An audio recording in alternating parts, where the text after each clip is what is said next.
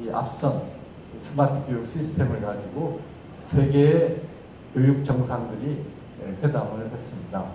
그래서 이조 장관, 또 그때 실제로 실무를 담당하신 국장님, 오늘날 캐리스 원장님으로 계시는 한석수 국장님, 그리고 그때 우리 천세영 원장님이 캐리스 원장님 하시면서 세부적인 거를 또 큰 만드셨죠. 네.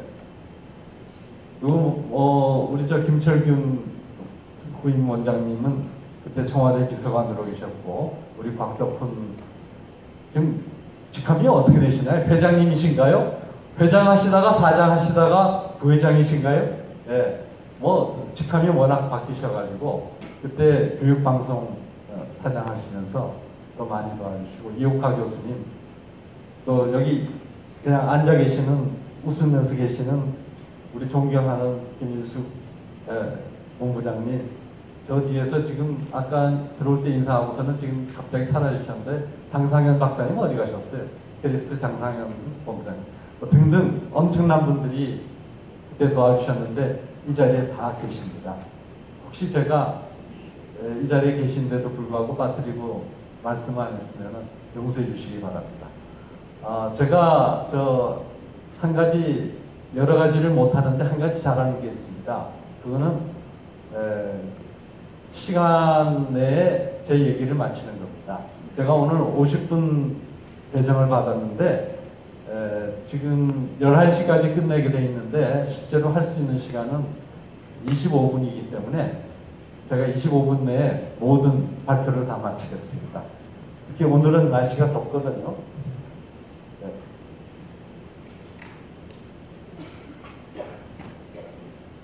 예, 우리가 4차 산업혁명 그러는데 편의상 이 개념을 차용하겠습니다. 근데 나중에 말씀드리겠습니다만은 저는 이 4차 산업혁명 이 말 동의하지 않습니다.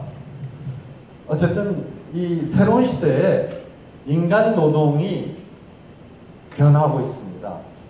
왜 인간 노동이 이 새로운 기술이 등장할 때 변하느냐 하면, 새로운 기술을 만드는 이유가 인간의 노동을 변화하기 위해서 만드는 겁니다. 사람들이 굉장히 낭만적으로 생각하는데요.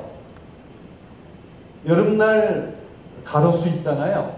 가로수는 연인들이 데이트하기 좋게 하기 위해서 유럽에서 만들었나요? 가로수를 만든 이유가 못바상이나 이런 사람들이 소설책에 쓰게 하기 위해서 만든 게 아니죠. 가로수를 만든 것은 가로수가 처음 만들어지던 시기에 물류 시스템을 개선하기 위해서 만들었습니다. 물론 이 교대역에서 이 교대까지 오는데 상당히 거리가 길어요. 그래서 여기에 가로수가 없으면은 교대 학생들 출퇴근하고 통학하고 하는데 많이 더울 겁니다. 그래서 지금은 가로수가 있는 것처럼 보이는데, 애초에 유럽에서 도시에 가로수를 만든 이유는 그 당시에 물류 시스템에 제일 중요했던 말이 더운 날씨에 스피드를 내고 달릴 수 있게 하기 위해서 도시에 가로수를 심었습니다. 그래서 이게 그 이유라는 것은 우리가 생각하는 것처럼 아주 정서적이고 낭만적인 것이 아니라 가장 베이직한 데 있다. 얼마 전에 지금 추진하고 있는 어떤 사회개혁 운동이 있는데, 그 개혁 운동에 저도 한 멤버이기 때문에 참가했는데, 어떤 교수님이 아주 미모의 여성 교수님이십니다. 그래서 그 미모답게 정말 멋있는 이 프레젠테이션을 하시면서 결국은 모든 이 사회적인 문제의 기본은 자본주의에 있다. 우리가 이 자본주의를 어떻게 극복하느냐 하는 데서 우리 이 해답을 찾을 수 있다. 그렇게 하셔서 제가 정말 옳으신 말씀이라고. 이 자본주의에 모든 문제가 있는데 정말 더 기본적으로 들어가면 우리가 밥 먹고 그리고 화장실 가고, 인간이 이렇게 사는 데에 가장 기본적인 문제가 있고 거기서 모든 문제가 생기는 것 같다고. 그 다음이 자본주의인 것 같고. 근데 그렇게 말씀드리면은 여러분께서 저희 무슨 소린가 하는데, 사실은 인간의 노동이라고 하는 이거, 밥 먹고 화장실 가는 이 인간, 이 사람들의 노동을 어떻게 변화시킬 것인가 하는 데서 오늘의 이 4차 산업혁명이 시작됐다는 거고, 그 다음에 이것은 결국은 제가 4차 산업혁명이란 말 대신에 차라리 이 지식혁명이라는 말을 쓰자, 이렇게 말씀드리는 겁니다. 지식혁명, 이것이 4차 산업혁명이라는 것보다는 오히려 더 여기서 주신 거가 포인트가 잘 안 보였죠. 그래서 제가 이 지식혁명이 더 중요할 것 같다는 생각이고, 그 다음에 이렇게 전개되고 있는 변화는 단순히 몇 가지 기술적인 변화가 아니라 거시적인 변화다라고 하는 것을 우리가 보면서, 과연 이러한 시대에 우리는 이 교육을 어떻게 개혁할 것인가 하는 점에서 우리가 보자 하는 겁니다. 이거는 저 다보스 포럼에서 얘기된 거니까요. 1차 산업혁명, 증기기관 기반의 기계화 혁명이라고 아마 슈밥은 얘기한 것 같습니다. 그런데 여기에서 저는 우리 칼 막스의 자본론으로 다시 돌아가면 1차 산업혁명의 기반을 이 증기기관으로 보는 분들이 많이 있는데, 칼 막스에 의하면 아니다. 증기기관이라는 것은 인간의 몸의 힘을 기계로 대신하는 것이었고, 인간의 몸의 힘을 기계로 대신하기 전에 산업혁명은 무엇에서 시작됐느냐 하면은 인간의 손 노동을 뭐로 대체하느냐. 흔히 우리가 알듯이 제니의 방접기, 누구의 방직기, 이런 기계가 먼저 스티버슨의 이 증기기관보다도 먼저 됐고, 이것이 증기기관이 결국은 교통수단에 연결이 돼가지고 증기기관차가 돼서 세계 각국에 레일이 깔리는, 이거를 우리가 1차 산업혁명의 마감이라고 볼 때, 산업혁명이야말로 1차 산업혁명이야말로 인간의 육체적인 힘을 어떻게 기계로 대체하느냐가 산업혁명이었고, 그 방식에 있어서 1차부터 3차까지 갔습니다. 그런데 4차 산업혁명이라는 것은 이 인간의 동물에 비해서 열등한 인간의 육체적인 힘을, 인간은 코끼리보다도 무거운 것을 더 잘 들지 못합니다. 그거를 인간이 증기기관을 함으로써 했고, 그리고 어떠한 빠른 동물보다도 인간은 빨리 달리지 못하는데, 그런 것들을 바꿨던 이 산업혁명보다도 지금 4차 산업혁명은 인간의 몸의 힘을 어떻게 바꾸느냐에 있는 것이 아니라 바로 지능, 그리고 이 지능과 정보를 어떻게 바꾸느냐 하는 것이기 때문에, 저는 4차 산업혁명이라는 것은 기존의 산업혁명이 하드 파워의 성격을 갖고 있는 데 비해서 새로운 혁명은 시스템 또는 소프트 파워에 의한 인간 노동의 대체이기 때문에, 이거를 4차 산업혁명이라고 하기보다는 지식혁명이나 창조혁명으로 이해하는 것이 옳다. 그리고 결국은 여기서 대체하고자 하는 것은 이 컴퓨팅 파워가 아니라, 이것은 죄송합니다. 인간의 두뇌가 아니라 결국은 머리일 것이다. 그러면 이렇게 지식혁명으로 발달하는 과정에서 지식은 어떻게 바뀌었냐 하면은, 농경사회에서는 하나의 종합적인 학문이었습니다. 서양에서도 종합적인 학문이었어요. 그래서 예수라는 사람이 의학도 하고 시도 쓰고 다 했습니다. 우리나라에서도 이 유학으로 해가지고 여기서부터 하늘은 가물가물하고 땅은 누르고 이렇게 이제 가르치죠. 그래서 청학동에, 지리산 청학동에서 이 천자문을 뗀 이 총각이, 나는 처음부터 하늘은 가물가물하고 땅은 누렇다. 하늘은 저 멀리 있지만은 현실은 이렇게 가까이 누렇게 있다. 이렇게 글을 깨쳤는데, 서울에서 자란 아이들은 바둑아 나하고 놀자 이리 오너라 이러면서 글을 시작했는데, 과연 그런 애들이 지금 어떤 생각하면서 사는지 한번 만나서 얘기하고 싶으며 이러죠. 그래서 옛날에는 그야말로 제일 처음부터 이 천지 우주의 원리가 어떻게 되어 있는가를 첫 글자를 가르치면서부터 했던 것입니다. 바로 이 서구에서도 하늘이 주신 이 지식이 어떻게 됐는가 하는 것을 봤고요. 르네상스에 이르러서 바로 이 하늘 중심의 이런 사고를 아니다, 인간 중심으로 생각하자 이렇게 해가지고 그 생각을 바꾸게 됐습니다. 산업사회에 있어서는요, 이렇게 되면서 그 전에 종합학으로서의 동경사회의 지식이 아니라 산업사회에 있어서는 전문화된 지식으로 됐습니다. 제가 이 독일어 비센샤프트라고, 비센, 왜 비센샤프트를, 이게 학문이죠. 근데 독일에서 이 영어에서는 사이언스 하고 이 학문하고 이렇게 달리 얘기를 하는데, 독일에서는 비센샤프트가 곧 학문이자 과학입니다. 그래서 과학이라고 하는 것은 안다는 것인데, 여기서 인문학, 사회과학, 자연과학 이런 식으로 분류가 되고, 자연과학은 다시 우주가 생성되게 된 그 이제 계보를 따라 가지고 물리학, 제일 먼저는 물리학의 세계였죠.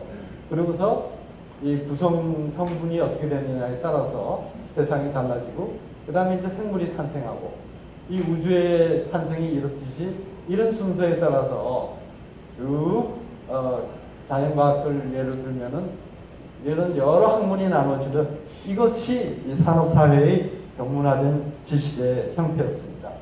그러다가 이제 지식혁명 시대에는 이런 다시 전문화된 지식, 이것만 가지고는 안 되니까 결국은 이 모든 것이 다시 통섭인데, 통섭이라고 하는 것은요, 개별 학문에 있어서의 이 전문적인 지식 영역을 부정하는 것이 아니에요. 다시 옛날에 농경사회 시대로 다시 돌아가자는 것이 아니라 seamless web of cause and effect 아닙니까? 우주에서부터 있었던 어마어마한 이 많은 인연, 인과관계, 이것을 연구함에 있어서 막힘이 없는 그물망으로 구성되어진 이 모든 것을 그물의 한 부분을 잘라가지고 볼 수 없기 때문에 이 지식의 흐름을 보자는 것이 통섭입니다. 그래서 지식혁명 시대는 바로 이 통섭의 학문이 되는 시기다. 우리가 이렇게 얘기를 할 수 있습니다. 그래서 이 지식혁명 시대에 우리가 이 많은 것을 이해할 수 있는 것, 나비효과라고 하는 것도 뭐 소수점 이하 얼마입니까? 소수점 이하 10의 마이너스 6승까지를 계산을 하고 나서 보니까 나비효과라는 것이 증명이 됐다라고 하는 거죠. 그러니까 그런 식의 많은 계산을 요하는 것을 할 수 있게 된 이 컴퓨팅 파워의 발전에 의해서 됐고, 이렇게 하다 보니까 그 많은 것을 개별 분야에서만 보게 되면은 안 되기 때문에 융합을 통해 가지고 전 산업적, 전 지식적인 전개를 하게 되고, 이거를 이 알파고가 하듯이 산재된 그 많은 그 컴퓨터 CPU를 네트워크를 통해 가지고 하나로 묶어 가지고 계산을 해내는 그런 그 기반에 의해 가지고 지금의 지식혁명 시대의 변화가 가능하게 됐습니다. 그래서 지금 뭐 옛날에 여기 도스 쓰신 분들 하나 쓰고서는 그 다음에 화면 돌리고 그 다음 번에 가고 했는데, 이제 윈도우가 되면서 여러 개의 화면 띄워놓고 동시에 작업하고, 그리고서는 이제 존경하는 이어령 초대 문화부 장관 같은 분은 지금 12개의 화면을 띄워놓고 이 작업을 하시는데, 그런 것이 지금 가능하게 된 것이 바로 지금 현재 이 컴퓨팅 파워의 발전에 의해서 가능하게 됐습니다. 그러면 경제 부분에 있어서도 말이죠. 결국은 하드 파워 또는 제조 이런 데서 소프트 산업화가 되고 융합화가 되고 이러면서 이 노동의 방식, 연구개발의 방식까지도 변화가 됐습니다. 지금 이렇게 옆에 있는 여성이 열심히 표정을 짓고 하는데, 이거는 애니메이션으로 그대로 전달이 돼가지고 만들죠. 그러니까 옛날처럼 애니메이션을 막 그려가지고 하는 그 시대에서, 또 컴퓨터 그래픽을 하는 시대에서 옆에서 이렇게 해주면 그게 아까 뭐 여러분들 말씀하셨듯이 VR이라든지 앰비언트 인텔리전스라든지 이런 방식들이 지금 여러 곳에서 쓰이고 있고, 드론에 의해서 지금 미국에서는 드론으로 촬영하는 것이 이 개인 사생활을 얼마나 침해하느냐 가지고 상당히 지금 논쟁이 뜨거운데, 뭐 이런 것은 사생활이라고 하는 것은 이제는 없는 걸로 봐야 됩니다. 여러분들 이 문명사적인 변화에서 사생활의 개념 자체가 생긴 거가 바로 인류의 긴 역사에서 아주 짧은 시간이었어요. 산업 사회에서 사생활의 개념이 있었습니다. 여러분 아시지만은 프랑스 궁정 생활에 대한 그 문명사적인 그 당시에 사회경제사 책을 읽어보면은 프랑스 왕도 그랬고 우리나라 점잖으신 임금님들도 그랬고 시중 드는 사람들이 뺑 둘러서서, 우리나라는 다행히 방이 작아가지고 창호지 넘어서 모든 왕과 왕비의 같이 주무시는 그 모습을 다 듣는 그런 상황이었지만은, 프랑스 궁정에서는 커튼 안에 있고 저 방 안에 다 시종들이 다 들어와가지고 다 들었습니다. 다 보고. 그러니까 사생활이라는 것 자체가요, 산업사회에서 각자가 자기 방을 차지할 때, 이때부터 사생활이라는 개념이 있었지, 그전에는 사생활이라는 개념이 없었어요. 그래서 드론이 돌아다니면서 남의 아파트 창문에서 마음대로 촬영하는 이 시대에 개인정보를 보호하자 그러면은, 앞으로 상당히 이 시대에 살기가 힘들다 하는 것을 말씀드리고, 그 다음에 사회 부문에 있어서의 이런 변화에 있어서 제일 큰 문제는 청년 실업입니다. 청년 실업보다 더 큰 것이 인간이 하던 노동을 변화시킨다고 말씀드렸죠. 인간이 하던 노동은 지금 두 가지에 의해서 크게 바뀌고 있습니다. 없어지고 있습니다. 하나는 로봇 소싱이고요. 이런 것이 다니면은 열심히 뛰어다니면서 사진 찍어서 주는 사람은 어떻게 하나요? 드론이 다 해주는데. 그리고 또 하나는 아웃소싱이죠. 임금으로 다 가게 돼 있습니다. 그러니까 로봇 소싱과 아웃소싱에 의해 가지고 세계의 노동은 점점 대체가 되게 돼 있어요. 그래서 실업이 지금 막 증가하고 있고, 특히 새로운 노동시장에 등장하고 있는 청년들의 실업이 세계적으로 문제가 되고 있습니다. 우리나라 세계적으로 그리스, 스페인 이런 나라들의 실업이 이렇게, 청년 실업이 이렇게 높다 하는 것은 이해가 되겠지만, OECD 전체 평균이 13.9%고 캐나다도 13.2%고 한국은 여기에 비하면은 그래도 상당히 지금 통계적으로 청년 실업이 적은 걸로 되어 있는데, 여기에는 몇 가지 또 요인이 있습니다. 첫째로 이 군대, 여러 사람들이 이러저런 이유로 군대를 다 빠지죠.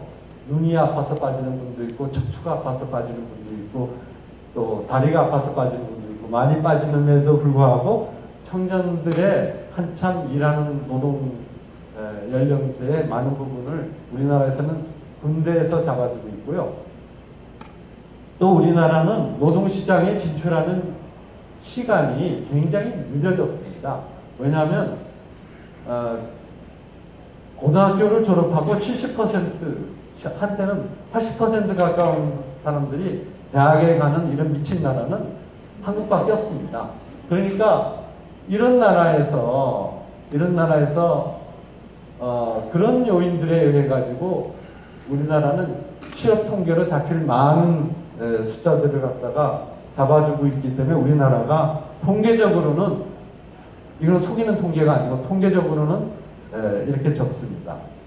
그 다음에 인공지능 시대가 이제 본격적으로 도래해서 이세돌이 했는데 이 알파고하고 바둑을 두는 장면인데 이것에 의해서 한 가지 저 친구를 보면 참 멸의가 명석하게 보인다 이런 사람이 있어요. 우리나라 바둑계에 지금 한국 바둑계 랭킹 2위인 김지석 구단인데 김지석 구단이 이세돌 구단이 알파고에 패하고 나니까 내가 인간으로서 바둑 둘 이유가 뭔가 그래가지고 처음에는 연전연패했죠. 한동안 아주 랭킹이 떨어졌는데 그러다가 어느 날 갑자기 아니다. 나는 그래도 인간으로서 인간이란 조건을 갖추어서 한번 제대로 해봐야 되겠다 그래서 그 이후에 또 갑자기 연승을 하는 그런 일이 있었는데 결국은 알파고는 더 잘할 수 있어 이럴 때 앞으로 얼마나 많은 사람들이 내가 바둑에 내 인생을 걸겠다 이럴 수 있을지 모르죠. 앞으로 많은 일들이 그렇게 될 겁니다. 양극화가 심화되고 있습니다. 그래서 이 오큐파이 월스트리트이 됐고 특히나 미국에서 가장 이른바 힐러리 클린턴의 대세론이 거의 대부분이 다음 대선은 힐러리 클린턴이 이긴다라고 했을 때 민주당에서 웬걸 그 샌더스가 나와가지고 그렇게 열광적으로 인기를 얻어갈 때 그때 그 핵심이 됐던 것이 오큐파이 월스트리트이고요. 또 이것의 반대편에서 마찬가지입니다. 오큐파이 월스트리트가 똑같은 정서를 갖고 있으면서 똑같이 이 월스트리트 캐피탈리즘을 공격하면서 지금까지 인종차별, 조금만 뭐라 그러면 인종차별이다. 조금만 뭐라 그러면 성차별이다. 조금만 뭐라 그러면은 이 백인 그동안에 미국에 원래 살던 사람들이 갔던 무슨 우월감이다 이러는데 우리도 이제 좀 우리 할 말 하고 살자. 우리 항상 남의 눈치 보면서 말도 못하고 사냐? 이러고 나온 것이 지금 트럼프를 지지하는 전통적인 이 레드넥이죠. 여러분 아시지만은 레드넥 이 뒤에 목덜미 뒤가 뻘겋게 되는 백인. 결국은 오늘 같은 이런 딱별 밑에서 농사 짓고 일하고 가장 힘든 건설 노동하고 하는 백인들이 있는데 이 백인들이 나는 백인이면서 한낱 흑인 여성 이런 아시아에서 온 수학 잘하는 애들 이런 애들한테 밤낮 치여가지고 말도 못했는데 우리 백인이 갖고 있는 이 우월성 한번 우리도 마음껏 얘기 한번 해보자. 이게 이제 트럼프 지지하는 층 아닙니까? 이런 것들이 말하자면은 사회의 양극화가 심화되는 것이 바로 지식노동이 기존의 노동을 다른 수단에 의해서 대체하면서 그 사람들이 없어지는 거죠. 브렉시트 마찬가지입니다. 브렉시트이 왜 생겼어요? 브렉시트라고 하는 거는 보시면은 North Eastern England, 잉글랜드의 동부, 그 다음에 웨일스 지방, 그 다음에 런던의 외곽 지역, 여기에 전통적인 영국의 제조업의 노동자들이 사는데 그 사람들이 다 영국의 자존심을 갖고 살던 사람들인데 갑자기 이민의 물결이 막 들이닥치니까 그 사람들이 연금도 깎여야 되고 여러 가지로 우리는 너무나 불이익을 많이 받는다. 차라리 이유하고 문 닫고 우리 연금 그대로 지키고 우리 원래 살던 대로 살자. 그래서 브렉시트에 투표를 한 거 아닙니까? 이런 것들이 바로 말하자면 이제 새로운 세계가 하나로 열리면서 가지게 되는 이 지식혁명 시대의 변화다 하는 거죠. 그런데 우리는 묘하게도 지금 진보, 보수 이러는 게 저는 마치 21세기 정말 이 알파고가 나오고 빅데이터가 나오고 오늘 이 자리에서 스마트 교육에 의해서 기존의 사서 삼경을 공부하던 시대도 아니고 그리고 경제학, 정치학, 사회학 이렇게 칸막이 하고 그 다음에 물리학, 화학 이러다가 이제는 이게 이쪽 분야와 저쪽 분야의 컴포넌트들이 새롭게 조합하면서 통섭을 이루어가는 이 시대에 왜 우리는 태국은 19세기의 이데올로기를 갖고 진보 보수라고 이름하는지 저는 도저히 이해를 못하겠어요. 저는 통틀어가지고 그렇게 얘기합니다. 우파 수구주의와 좌파 수구주의 이 둘에 의해 가지고 우리나라는 이 새로운 시대에 나가지 못하고 있다. 네, 그거죠. 일본군이 메이지 신으로 무섭게 무장하고 또 청나라가 일본에 비해서 형편없이 뒤졌지만은 뒤늦게 한국에 진출해가지고 지금 플라자 호텔이 있는 거기서부터 신세계백화점, 중앙우체국, 그 다음에 중국대사관, 지금 유네스코 건물이 있는 이 명동 일대를 모조리 북창동 일대가 전부 청나라 땅이 되던 그런 시절에 나오던 얘기를 아직도 중요한 기준으로 삼고 그걸로 하고 앞에서도 말씀드렸지만은 이 모든 것의 원인은 자본주의다. 네, 맞죠? 모든 것의 원인은 자본주의다. 근데 인간이 밥 먹고 화장실 가는 존재인데 그럼 어떻게 하란 말이냐?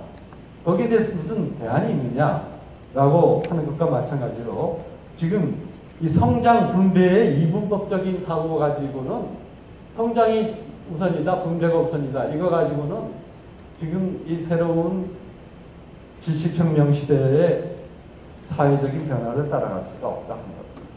바로 이런 방식에서 어쩌면은 우리가 얘기할 거 이거를 진보교육감이 있는 인천교육위원회에서 이분을 초청했더라고요. 그래서 제가 아주 자신 있게 선생님들 앞에서 근데 일본 학교 사토 마나부 교수의 뼈아픈 지적으로 한국 교실은 아직도 일제시대 때 수업을 그대로 받고 있다. 우리 존경하는 김영삼 대통령, 김대중 대통령 이런 분들이 받으시던 수업을 지금 우리의 학생들이 그대로 받고 있습니다. 그래서 세계에서 일본 학교, 한국 학교가 가장 수준이 낮다. 아까 OECD 통계 말씀드렸지만 아마 OECD 국가 전체에서 우리나라 교사의 수준이 제일 높을 겁니다. 그거는 학력이나 또는 좀 창피한 얘기지만은 대입수능 성적이나 이런 거 가지고 해도 제일 높을 거고 OECD에서 그렇게 우수한 사람들이 지금 교사가 되는 나라가 없어요. 그리고 또 받는 경제적인 보수 또한 그렇습니다. 그런데 그 훌륭한 분이 왜 이러고 있느냐 이거죠. 네. 이건 뭔가 문제가 있는 거 아니냐 하는 겁니다. 관심이 없습니다. 그리고 여기 보시지만은 아마 컴퓨터 수업인 것 같은데 지금 한참 스타크래프트 하나요? 네. 지금 이러고 있지 않습니까? 네. 바로 이게 문제고, 그리고 교과서 학교에서 가르치시는 거 너무 이분법적이에요. 이분법적인 것의 장점이 뭐예요? 뭐를 단순화시킨다는 거예요. 이분법을 하면 OX니까 그거는 이진법적인 사고만 갖고 있어도 충분히 다 답할 수 있는 가장 단순한 거기 때문에 예를 들어서 역사를 막 이분법으로 하면은 뭐 아주 명쾌하죠. 네. 그런데 지금 세계는 이진법이 아니라 한 12진법 정도의 세계가 아니냐. 그러면은 이 이진법적인 세계관에서 이분법적인 사고를 하게 되면 지구를 어떻게 해야 되나요? 제가 그저께 저녁에 귀국했습니다. 오늘 이 기조경연을 위해 가지고 제가 3일날 비행기표 앞당겨서 왔는데요. 오면서 제가 보니까 저는 이번 이 경로를 처음 타봤어요. 이게 뭐냐면 칼이 옛날에 로미오 트웬이라고 해가지고 뉴욕에서 출발해가지고 캄차카만도 밑으로 해가지고 홋카이도 위로 해가지고 오는데 아마 그때 컴퓨터에 약간 오류가 있었든지 아니면은 나쁘게 얘기하는 사람은 기름값을 아끼기 위해서 더 북쪽으로 갔다 이런 설도 있는데 하여튼 그런 것이 아니라고 할 때 어쨌든 1983년 10월 3일 날 칼 007기가 소련의 군용기에 의해서 격추된 사건이 있었는데 그때 걸렸던 시간보다도 이번에 저도 칼을 타고 왔습니다만 여기 뉴욕이죠. 뉴욕에서 칼을 타고 왔